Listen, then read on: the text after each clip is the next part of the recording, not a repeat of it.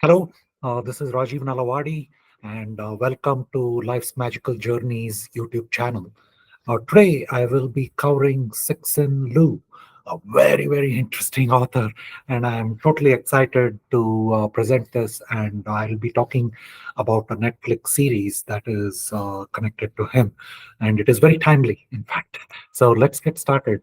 So this is Cixin Liu, and he was born in Yangquan, Shaanxi province of China, which is a northern part of China, very near to like Beijing, I would say. So he's like a very prominent figure in the realm of science fiction. So anybody who is interested in science fiction probably should go and read some of his novels. They are amazing, and he has emerged as one of the China's most prominent authors in this particular genre of science fiction. But he's also known internationally.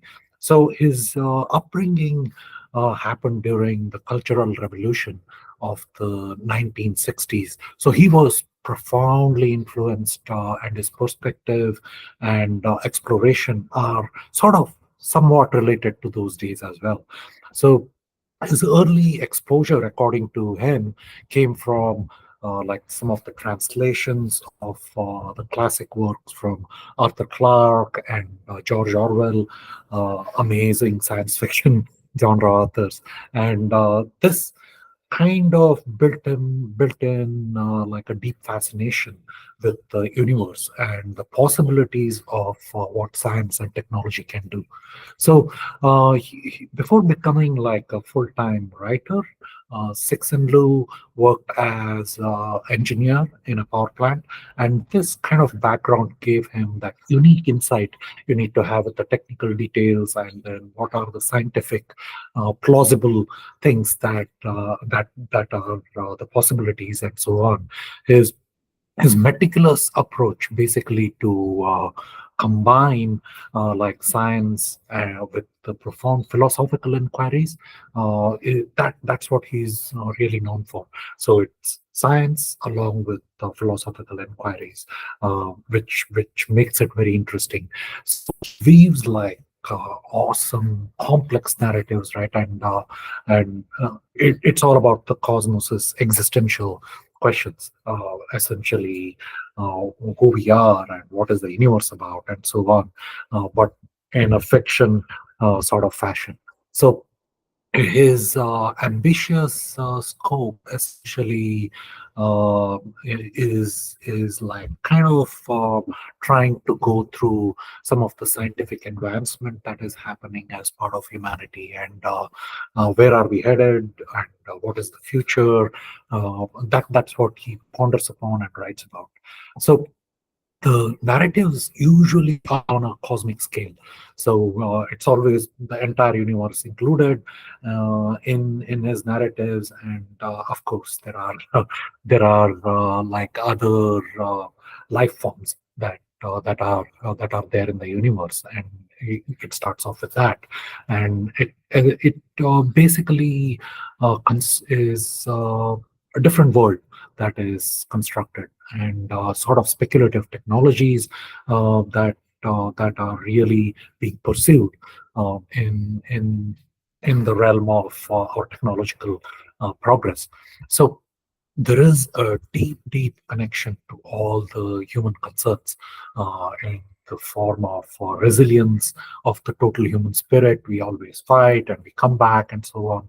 And there is ethical dilemmas that are posed by our technological capabilities and the overall search for meaning.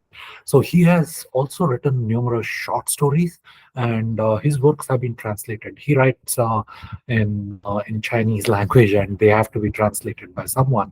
So I have my hands on a lot of his translated novels, but not sure how many exist in standalone Chinese before they get translated. But if there are a few, please go and translate them. All of you, Chinese to English translators, please go and make them available. So a lot of it is essentially translated into multiple languages, not just English. So he's like very internationally known for his imaginative universes.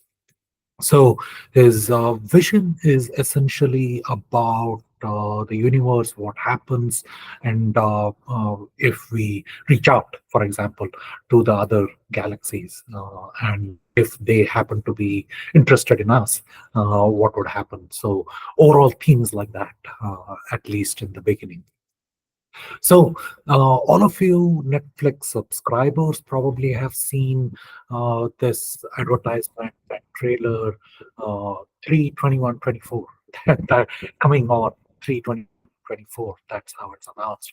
It's a Netflix series from the Game of Thrones, which was my favorite series, and I own like the videos for all of them. It's created by David Benioff and DB Weiss, and they are releasing the series on 3/21. I'm recording this on 3/20, so it is very timely. I thought like I should cover this before the series is released. So what an amazing date to choose, right? Like for a lot of people who are interested in numerology, it's a perfect 0 plus 3 equal to 6, like 3 plus 21 plus 24, taking them separately, of course. 3 and 21 separately, and 24 makes it 6, right? So there is a lot of things that people are talking about and crazy about as well, because it's overall existential meaning that people are looking for. So personally, I'm looking forward to this series, and I want to watch it with family. Similarly, like my family was completely absorbed in Game of Thrones, so we watched those series together, and we are going to watch hopefully this series together as well. It's coming on Netflix. So the three body problem, that's the Netflix series, right? And it was one of the first book in the trilogy. So Cixin did a trilogy series, and the three body problem is the first book in that series. So these episodes that are going to be released on Netflix is only from the first book, the three body problem. And it's the where humanity first comes into contact with an alien civilization from the star system of Alpha Centauri, and the novel is set in the backdrop of China's Cultural Revolution. So it introduces A Wen Ji, an astrophysicist. The student notices the Red Guards beat her father to death during the Cultural Revolution. So this is a singular event that will shape not only the rest of her life but also the future of mankind, and that's how the story itself starts. And 4 decades later, after a spate of like a lot of suicides are happening among the elite scientists, the Beijing police request the nanotech engineer Wang Miao to infiltrate a secretive cabal of international scientists. So during this investigation, Wong is introduced into this mysterious online game that immerses him in a virtual world that is ruled by unpredictable interaction of the three suns. That's where the three body problem comes about, right? It comes about, right? Like the three suns. So this is the key to everything. The key to the scientist's death, the key to the humanity's place in the cosmos, and the key to the extinction level threat that the Earth now faces. So that's the overall three body problem here, and connected to the three suns.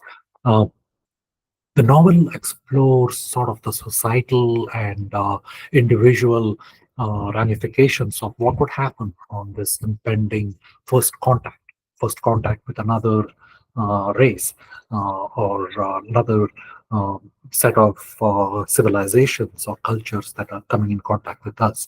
So it sets the stage for a complex interstellar drama, and the discovery of the Solarians' plan to invade Earth leads into a global panic. And it also leads into the establishment of the Earth Trisolaris Organization, ETO, and also the variant human responses to the threat of annihilation. So, the first contact and annihilation, they all go hand in hand, right? So that's what the three body problem covers, and it's a very interesting read.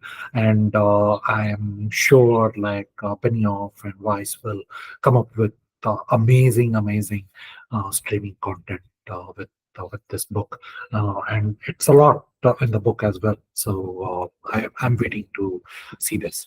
So the next second one in the trilogy is The Dark Forest, and Obama himself has provided like a review for all these three novels in the trilogy, right? And he says wildly imaginative, and that's what it is.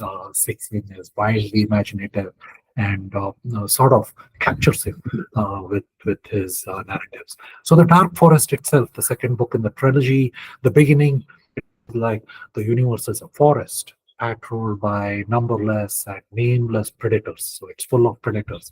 So the stealth is the survival. And any civilization that reveals its location is bound to be the prey. And Earth has happened to reveal itself. So others facing an existential threat in this universe are on the way. They're making their way to Earth. So the Trisolarian fleet has left their homeworld and will arrive in about 4 centuries, right? But the the need and there is an urgency to that whole thing.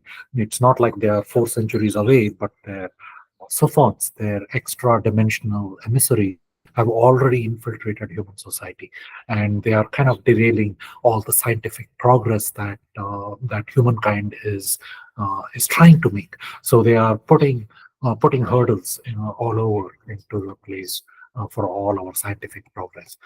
So only the individual human mind remains immune to the Sophons. So that becomes the motivation for the Wall Facer project, which is sort of a defense project that is granted, and 4 individuals are enrolled with almost absolute power to design the secret strategies. So hidden through deceit and sort of different misdirections from all the Earth's people, the Trisolaris are also hidden from this kind of progress that is being made to this wall facer project. Three of the wall facers are influential statesmen and scientists, but the fourth is sort of an unknown character, Luo Ji, an unambitious Chinese astronomer. He is at first surprised and baffled by the new status he's been given, and all he knows is that he's the one. He's being targeted by the Trisolarians for being part of the Wall Face project. That's all he knows, and he's baffled, right? So that's the second book, and the third book in the trilogy is called Death's End. Very interesting beginning, right? Like half a century after the Doomsday Battle, the Dark Forest deterrence, like from the second uh, book in the series, it has kept the Trisolarians invaders at bay. So but it's sort of like also a creation of an uneasy balance. Like uh, there is sort of peace on Earth and unprecedented prosperity that is happening on Earth, and that's been triggered by sort of this peace, uh, which is like a time where everybody was worried, and now to a peaceful time where there is a lot of progress and prosperity that is happening on Earth. So with sort of the human science is also advancing, and the Trisolarians are also adopting the Earth culture. So the two civilizations can coexist peacefully, but it's also uh, it doesn't uh, doesn't mean the end of everything, right? Like the terrible threat to mutually assured um, annihilation was the reason for this peace process that happened. But that's not it. So that's what this book is trying to uncover. So has the human race become completely complicit? That's the question at bay in this third book. So there comes Cheng Zhen, an aerospace engineer from the 21st century, who awakens imagination into this new age. So she brings a lot of knowledge from the long forgotten program dating back to the start of the trisolar Solaris crisis, and her presence is may fatally upset the delicate balance that has been recently achieved, and also the prosperity is there on Earth as a balance between the two worlds. But the universe is always a dark and dangerous place, right? Devoid of mercy or sentiment. So, will humanity reach for the stars or die in its cradle? That's the question being explored as part of this book, and the novel itself sort of explores the limitations of science and the vast indifferent expanse of the cosmos itself, and the themes of sacrifice. So that's like the overall theme in this. It also presents a vision for the future, which is uh, which is probably like very awe-inspiring, I would say, and that's what Obama put, like awe-inspiring. Awe-inspiring was another word that he used. So it's a very good read. So do go and read these two, read this trilogy, and you may end up watching the Three Body Problem first, and then at least go and read these other two books in the trilogy. Okay, that's it for today. And do subscribe to the YouTube channel Life's Magical Journeys. Beautiful, beautiful stories from around the world. And it's a beautiful, beautiful world that we live in. So there are other socials, Facebook, Insta, and LinkedIn. So do join and subscribe to all the socials, and um, spread the word around, and let your friends know that this is a good YouTube channel. I look forward to bringing more of the novelists, and we'll talk to you soon. Thank you. Bye.